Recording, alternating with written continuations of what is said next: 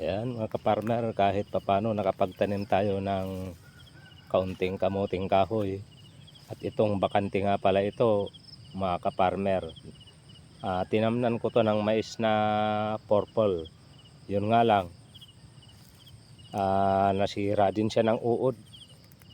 So meron din akong natikman pero konti lang, mga tira-tira ng uod. Kaya linilisan ko na to mga kaparmer dahil sa tatamnan ko siya ulit ng mais kapag pag na tractor na yan. Pagkatapos ko magpaani, papatraktor ko to kaagad at tatamnan ko ng mais. Ito rin yung aking kamuting kahoy. Yun nga lang kakaunti. So kahit papano meron tayong mahihintay kahit papano.